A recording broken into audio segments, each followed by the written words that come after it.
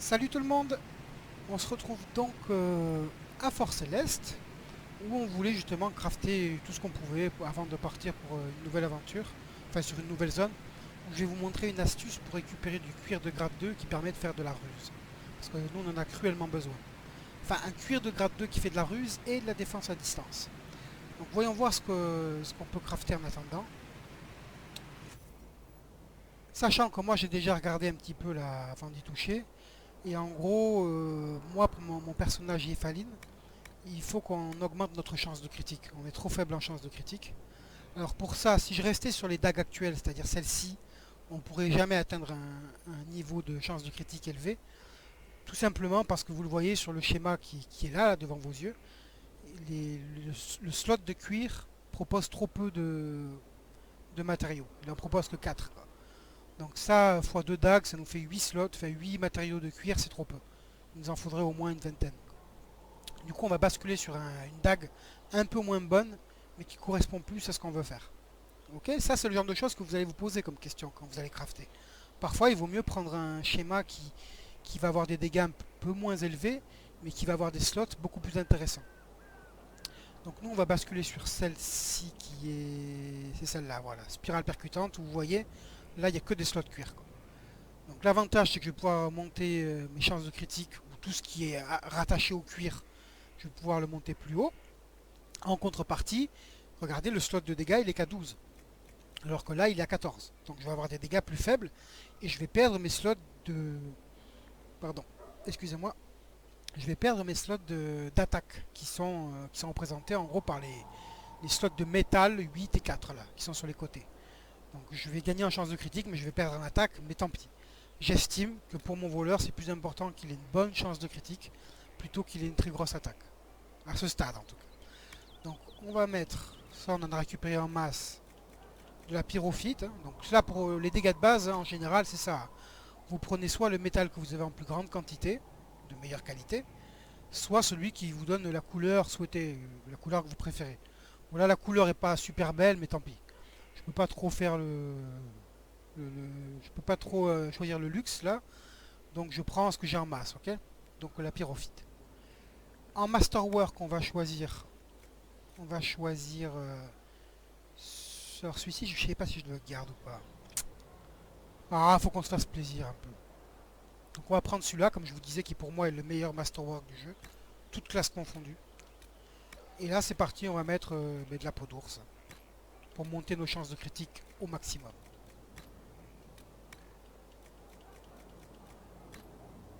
Voilà. Je vais me faire une petite rune ou deux au passage. Qu'est-ce qu'on peut faire? C'est pas mal, on a quelques options. Écoutez, on va s'en faire. En gros, la rune de feu, qu'est-ce qu'elle fait? C'est qu'elle elle met des dégâts de feu à chaque coup, bien sûr, mais elle offre une probabilité d'enflammer l'ennemi, donc de lui mettre des dégâts sur la durée bonus. Celle de foudre, je crois que ce qu'elle fait, c'est donner une probabilité d'endormir l'ennemi ou de l'assommer. Et là, celle de glace, elle met des dégâts de glace, bien sûr, et qu'est-ce qu'elle fait? Elle donne une probabilité de givrer l'ennemi ou de le ralentir. Allez, on en fait une de chaque, voilà, de toute façon je peux rien faire d'autre. Je me refais une autre dague. On revient sur spirale percutante. On va se remettre de la pyrophite, hein, même si c'est pas le plus beau. Là, j'ai eu ceci dans mes récompenses l'autre jour. On va mettre, c'est où? Ça. 10% de chance de lancer onde mentale en touchant la cible. Alors c'est pas le meilleur, mais bon, il est assez marrant. Voilà, quand on va être au milieu de la mêlée, on va envoyer des ondes mentales sur les ennemis, ce qui va les faire reculer un peu en quelque sorte. Ça va les stun, ça va les étourdir. On va mettre ça. C'est pas un que j'utilise très souvent, mais là à ce stade j'ai pas un choix fou dingue, donc on prend un peu ce qu'on a. Là je vais me mettre peau d'ours, pareil. Peau d'ours. Comme quoi heureusement que je les avais économisés. Voilà. Et là l'avantage qu'il y a avec ce schéma là, ça c'est valable, pardon, pour beaucoup de schémas, c'est qu'il y a des schémas sur lesquels on va pouvoir rattacher des améliorations. Comme là pour cette dague là, faut l'essayer pour le savoir, hein. Je sais que je peux y greffer une poignée de dagues. Donc là, ça me permet en plus de rajouter ça. Et vous voyez la poignée couplé avec les stats de cette dague, au final on va arriver à une dague qui est un peu moins forte en dégâts que l'ancienne, mais qui est bien supérieure en stats par rapport à ce qu'elle va apporter, en statistiques. Ok. Donc là on va y mettre du viridium pour l'attaque. Et on va y mettre, vu que là la chance de critique je pense qu'on va être pas mal. De toute façon on va regarder ça à la fin pour voir si j'ai merdé ou pas. Si j'ai merdé c'est simple, je recharge, j'ai sauvegardé avant. On va mettre du coup ceci, qui augmente les dégâts critiques. Parce que là je pourrais encore augmenter la chance de critique, mais je pense qu'on est suffisamment haut déjà avec ce qu'on a fait. Donc on va augmenter les dégâts. Et du coup là ce qu'on a ramassé dans les sacs là, ben, c'est bien utile. Voilà, on va en faire ça, et on va en faire une deuxième pour la deuxième dague. Pareil, hein, viridium pour l'attaque, et les 3 derniers qui me restent pour les dégâts critiques. Ok. Et justement là on va s'amuser à comparer.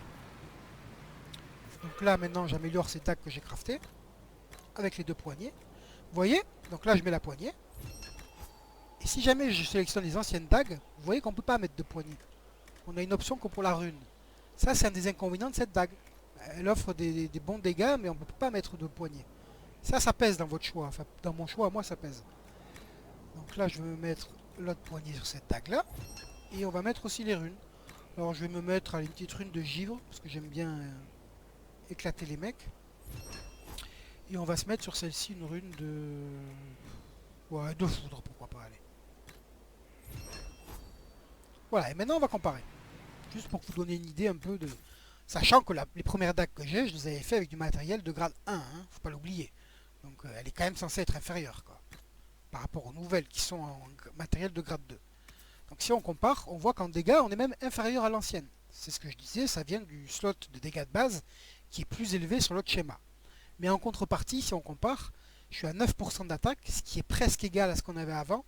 Et en chance de critique, je suis à 19 comparé à 4. Donc je suis bien au-dessus. Et en plus, j'ai un bonus de dégâts critiques. Donc tout ça cumulé à la fin, ça fait que cette dague là pour moi, elle est légèrement supérieure à l'ancienne. Ok. Et en plus elle a des effets spéciaux là avec les masterwork qu'on a mis dessus. Allez c'est parti, on l'équipe. Par contre bien sûr elles ont un look différent. Hein. C'est bizarre, pourquoi j'arrive pas à tourner mon personnage. Je voulais justement vous montrer le look des dagues par derrière, moi j'y arrive pas. Bref, on va pas perdre plus de temps que ça. Donc les dagues c'est fait. Du coup maintenant je compare mes statistiques. Là maintenant je suis passé à 66% de chance de critique, ce qui est très bien. Moi en général pour un voleur j'aime bien tourner entre 60 et 70% de chance de critique. Donc c'est pas mal du tout. Et en plus j'ai un bonus de dégâts critiques qui est tout à fait honorable. Et j'ai une attaque qui est un peu faiblarde, mais on va dire que ça passe. Donc là ce que je vais faire aussi, c'est que là je pense qu'on peut se permettre de perdre un peu de chance de critique pour augmenter nos dégâts. Donc tant qu'on est sur ce personnage, je vais en profiter du coup pour me crafter un nouveau chapeau. Donc on avait un chapeau qui nous faisait de la ruse, donc qui a augmenté nos chances de critique. Mais là on va changer. C'est un peu compliqué, hein, bon. J'espère que vous suivez. Sinon vous inquiétez pas, c'est pas bien grave. Vous comprendrez mieux quand vous y serez. Et je ferai une vidéo tutoriel vraiment sur les mécaniques en détail du crafting, hein, pour que vraiment vous compreniez tout. Hein. Je le ferai à la fin du let's play. Donc là moi je choisis ce casque, hein, parce qu'il permet d'augmenter les attributs d'un voleur. Donc là on choisit un métal, donc celui qu'on a en grande quantité c'est la pyrophite, grade 2. Avec du coup là on va changer, on va basculer sur la dextérité, qui va m'augmenter mon attaque et mes quantités de dégâts critiques. Au passage j'en fais un pour Varric. Je crois que ça lui fera pas de mal, on va comparer. C'était quoi le cœur de bélier Auguste? Voilà. Du coup vous allez voir que je vais perdre en chance de critique, mais je vais gagner en attaque et en quantité de dégâts critiques. Voilà, on compare avec mon ancien casque, j'ai un peu plus d'armure et j'ai 15 de dextérité contre 10 de ruse. Voilà pour toi chérie. Du coup Varric il avait quoi? Voilà, il va gagner 1 point d'armure et 5 de dextérité, c'est très bien. Maintenant je regarde mes stats. Mince. Donc tout à l'heure on était à 66 de chance de critique. On passe à 61. Donc ça reste tout à fait dans le cadre de ce que je vais faire. Pour moi, il faut qu'on soit au moins à 60%. Donc ça c'est très correct. Et on a augmenté nos dégâts critiques. On était à 80 et quelques. On est passé quasiment à 100%. Et on était à 30% d'attaque. On passe à 38%. Donc vraiment, clairement, on y gagne. Pour moi en tout cas. j'estime qu'on y gagne. Varric, il a combien lui? Varric, il est... Ouais, lui, il a 70% de chance de critique, c'est énorme. Donc, c'est très bien, écoutez. De toute façon, lui... Ah si, je crois qu'on peut lui changer sa poignée. On va sauvegarder au cas où on fasse n'importe quoi. Ah, le crafting, c'est important. Il faut le comprendre, il faut y passer du temps. C'est 30% de votre efficacité en combat, hein, selon moi. Donc, il me semble que lui, il était encore sur une poignée de Bianca de grade 1. Donc, on va l'améliorer en grade 2. Alors, elle est où la poignée? Voilà, c'est celle-ci. Et il était sur de la ruse. Nous, on veut basculer sur de la dextérité parce que j'estime qu'il a suffisamment de chances de critique. Donc, on va lui mettre de la dextérité. Parfait. Alors, est-ce que j'ai raison? Est-ce qu'il avait bien une poignée médiocre? Voyons voir. Bon, il avait une poignée qui faisait, ouais, qui faisait 14 en... Non, attendez, c'est pas celle-ci. Qui faisait 14 en dextérité. Bah, du coup, c'est parfait, on reste sur le même attribut, donc on perd rien, ça c'est un fait. Et on l'améliore. De 6 points de dextérité. Parfait. Est-ce qu'il a une rune, lui? Ah, bah, il faut lui en mettre une, hein, c'est hyper important. On va lui mettre... Ouais, allez, pourquoi pas. Ok, qu'est-ce qu'on peut faire d'autre? Alors, pareil, bon, on va y passer un peu de temps, mais il faut l'expliquer. Là, Varric, maintenant, regardez. Varric, il a obtenu une nouvelle capacité, qui est celle, je vous en ai déjà parlé, dans son arbre spécial. Il est où? Il est là. C'est celle-ci, Profiteur. Quand un allié assène un coup critique, vous profitez de sa réussite plus rapidement grâce à un temps de charge réduit. Donc, comme j'avais déjà dit, chaque fois qu'un membre de l'équipe, ou même je crois Varric lui-même, met un coup critique, tous les temps de charge de Varric sont réduits de 1 demi-seconde. C'est énorme ça, c'est énorme. Donc plus l'équipe est orientée vers les critiques, plus l'équipe met des dégâts critiques, et plus lui va avoir ses cooldowns, ses temps de recharge qui vont réduire, voire devenir inexistants. Pour lui, c'est très important que l'équipe mette des coups critiques. Donc là, j'aimerais crafter une arme pour Cassandra. Donc en théorie, je devrais faire une arme pour Cassandra qui va mettre des dégâts critiques, hein, pour que ça profite à Varric. Mais à ce stade, j'aimerais qu'on économise nos cuirs qui font des chances de critique. Donc, et vu que je sais que là on est niveau 15, très bientôt level 16, on va pas tarder à recrafter tout un panoplie d'équipements. Donc pour l'instant, Cassandra, on va faire dans le simple. Un truc que je suis sûr qu'il va lui améliorer son arme, mais qui va pas être dans le sens de Varric. C'est pas bien grave, on va la changer très bientôt. Surtout pour améliorer ses dégâts à elle. On va lui mettre du coup, on va lui reprendre la même arme. Vous voyez là, on a une arme qui fait que de l'attaque en gros. C'est des slots métal. Et si je veux aller dans le sens de Varric, il faudrait qu'on parte sur une arme qui a des slots cuir pour pouvoir lui mettre chance de critique. Et là, en l'occurrence, ça serait par exemple cette hache. Vous voyez? Là, on a une hache équivalente, à part qu'au lieu d'avoir des slots de métal attaque, on a des slots de cuir attaque. C'est ça qu'il faudrait que je prenne en théorie. Mais bon, j'aimerais économiser mon cuir pour le prochain craft. Donc on va lui faire celle-ci. Donc on va lui faire pyrophyte en dégâts. On va lui mettre que de l'attaque. Viridium. Viridium et Viridium.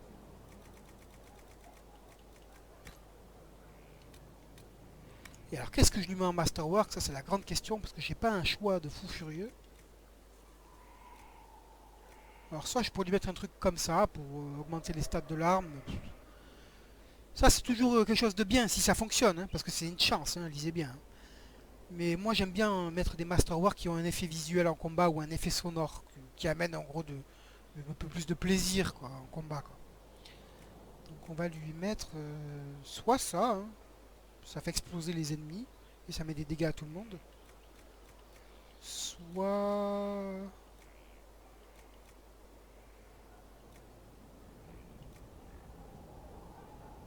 Soit ça pour empoisonner la cible.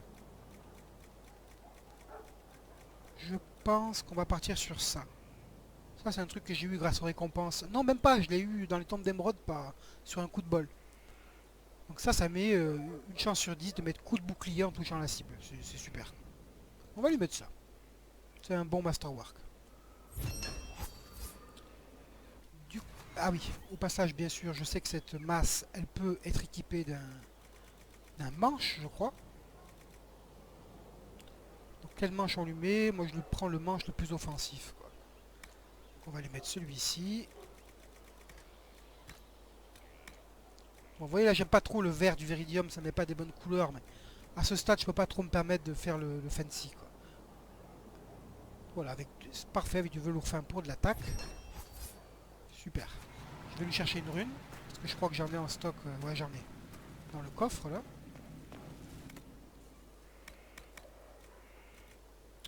Qu'est-ce que je lui mets? Une rune de corruption ou une rune de feu?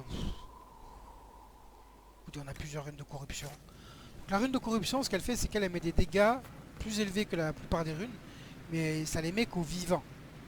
Donc les vivants, c'est les humanoïdes, on va dire, de type classique. Par exemple, les bandits, les trucs comme ça. Et là où il faudrait que je vérifie, c'est les animaux. Je sais pas si ça fait effet sur les animaux, je crois pas. À vérifier. Voilà, ça c'est l'arme de Cassandra qu'on vient de faire. On améliore tout ça. Et vous allez voir la différence avec ce qu'elle avait avant. Voilà, elle passe d'une arme qui faisait 148 à 159. Elle avait 14 d'attaque. Et elle passe à 40% d'attaque, c'est énorme, quoi. Et en plus, elle a une chance de mettre coup de bouclier. Super. Du coup, on va refiler nos anciens équipements à nos autres compagnons.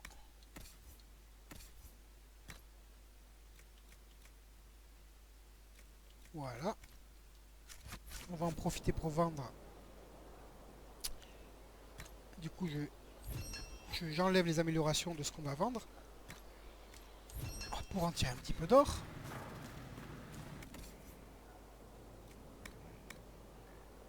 Ça, c'est la poignée de varique. Ok, normal.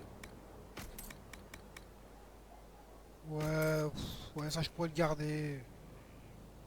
Ouais, si, on va le donner quand même à quelqu'un. Ce chapeau, on va le donner à Serra, je pense. Ah ben, elle en avait déjà. Ok. Du coup, on va le donner à Cole.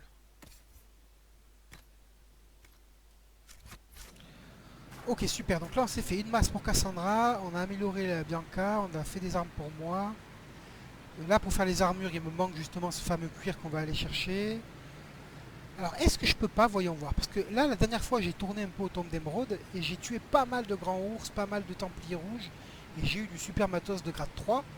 Alors, j'ai pas envie de le gaspiller en le mixant avec du matériel de grade 2, hein, parce que j'en ai pas beaucoup. Mais sur des améliorations d'armes, ce qui est bien, c'est que les améliorations d'armes, on peut les enlever et les remettre. Donc, si vous pouvez faire une amélioration d'armes en total grade 3, c'est jamais perdu, quoi. Donc voyons voir pour le bâton de Dorian, est-ce qu'on peut pas lui faire une amélioration en total grade 3? Eh ben peut-être bien, eh ben ouais. Vous voyez ça, là je peux utiliser des peaux de grand ours. Et je peux utiliser ce que j'ai chopé sur les templiers rouges, du velours de futaine pelucheux. Voilà. Et là on a une amélioration total grade 3. Ça c'est le must, quasiment le must. Et voyons voir pour la lame. Ça on pourra pas. On n'a pas assez de métal de grade 3, donc c'est mort. C'est mort. Par contre, voyons voir. S'il faut, il a une amélioration de grade 1, lui.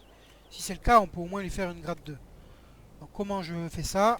Je regarde ce que me donnerait par exemple du grade 2. Donc 12% d'attaque. Ça ferait 17 d'attaque. Voyons voir. 17 d'attaque. Voyons voir s'il a moins ou pareil. Donc on va sur Dorian. Et voyons voir son cimier. Il fait que 11, vous voyez? Donc on peut l'améliorer et faire un 17 d'attaque. Allez, c'est parti. C'est important, hein. Si vous pouvez améliorer votre équipement, faites-le. Ça vaut le coup de prendre 10 minutes, un quart d'heure, voire plus, et de s'y coller. Tout ça, à la fin, ça se cumule, hein, et à la fin, vous avez une équipe qui est plus efficace. Alors, c'était ça, je crois, ouais, c'était ça. On va lui mettre de l'otium, parce que la couleur, sinon, elle va être affreuse. Et on va lui mettre du velours fin. Voilà. Et là, il va gagner 6% d'attaque. C'est pas rien. Donc, on revient sur Dorian. Vous allez voir que ça va pas mal lui améliorer son arme.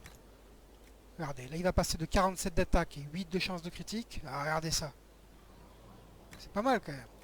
Et là pareil, voilà, à la fin là il est bien plus efficace. Bon mais c'est pas mal. Pour l'instant je crois que c'est un peu tout ce qu'on peut faire. Si je peux changer 2-3 petits trucs pour Cassandra là je pense. Ouais. Cassandra je peux lui faire au moins des brassards quoi. Parce que ça je sais que je crois qu'elle est restée en grade 1. Donc on va voir si on peut lui faire des brassards.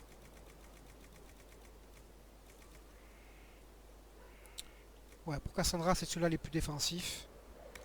Donc on va lui mettre ceux-là. Ouais, avec... est-ce que j'en ai assez? Ouais, ça va. Heureusement que j'avais farmé un peu.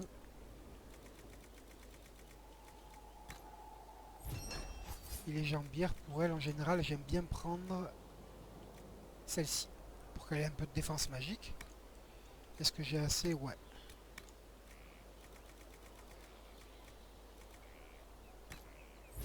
Voilà, on va voir si on a fait une connerie. Ça, si vous sauvegardez, de toute façon, si vous craftez pour rien, vous rechargez. Donc Cassandra.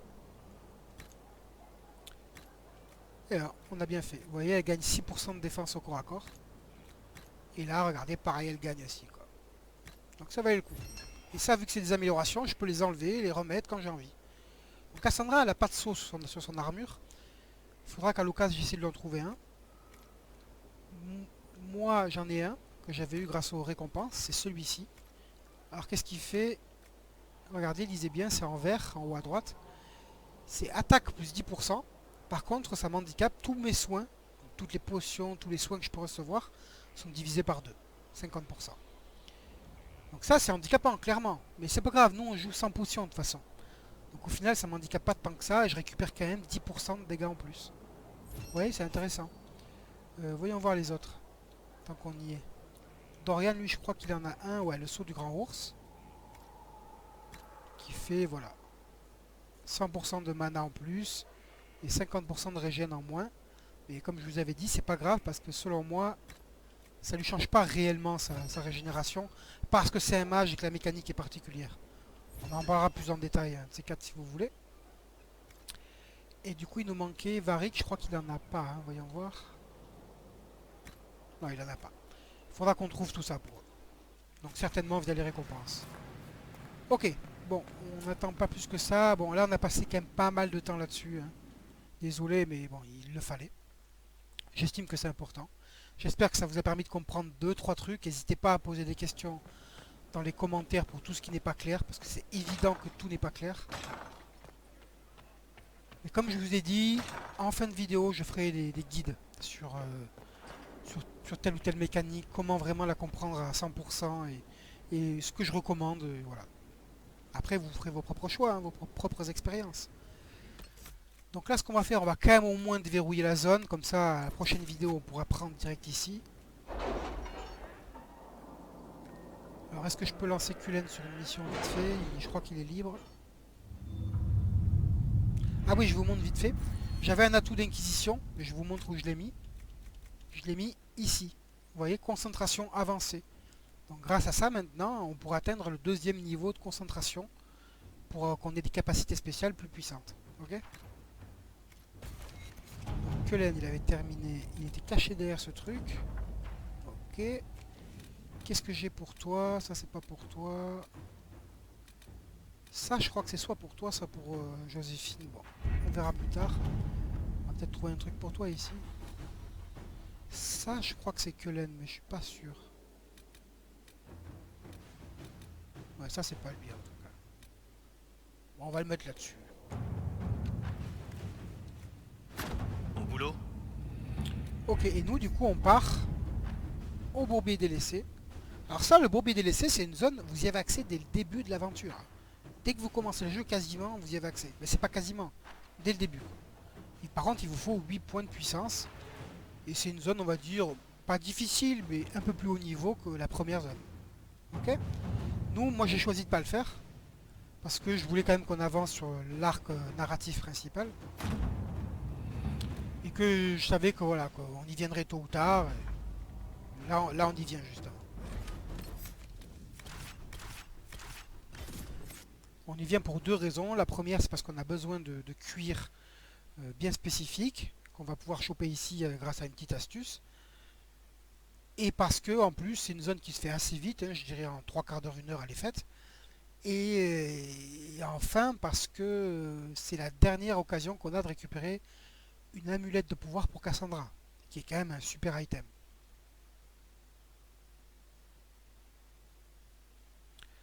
Alors pareil, là en arrivant, je vais quand même vite fait rechanger encore les petits paramètres d'audio du jeu vidéo pour essayer de faire en sorte que ma voix soit un petit peu plus élevée par rapport Quel soulagement de au vous jeu. voir. Vous allez peut-être pouvoir nous aider. Nos patrouilles disparues ont été prises en otage par des Alvars, les barbares des montagnes. Que font-ils dans une tourbière? C'est leur chef. Il les a envoyés vous combattre, parce que vous êtes la messagère d'Andrasté. Devrais-je lui signer un autographe avant qu'il essaie de me décapiter? Il pense que la lecture, c'est pour les faibles. Vous savez, les érudits, les batériens, les paysans orlésiens. Ça ne va pas être facile d'atteindre nos troupes. Il faudra se tailler un chemin parmi les morts-vivants. Attendez, vous n'avez pas peur des morts-vivants, si? Non. Peu importe. Je ne compte pas laisser les Alvars massacrer les membres de l'Inquisition. Je vous en remercie. Les Alvars sont dans le château qui se trouve de l'autre côté du bourbier délaissé. Espérons que nos camarades soient toujours en vie.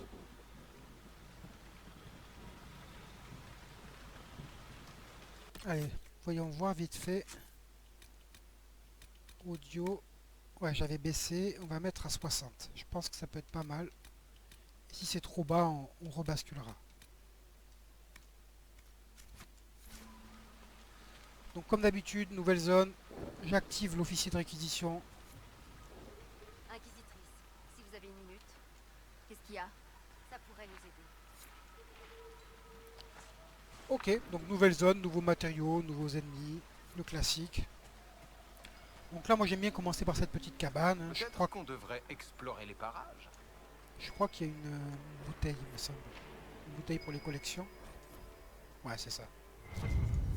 Ouais. Si vous voulez, pendant un épisode, je vous montrerai, si ça vous intéresse, où est-ce qu'on peut voir ces bouteilles à Fort Céleste. Où est-ce qu'on peut voir... où est-ce qu'on peut voir les mosaïques. Et tout ça, quoi. Ok, voilà pour cette petite bicoque.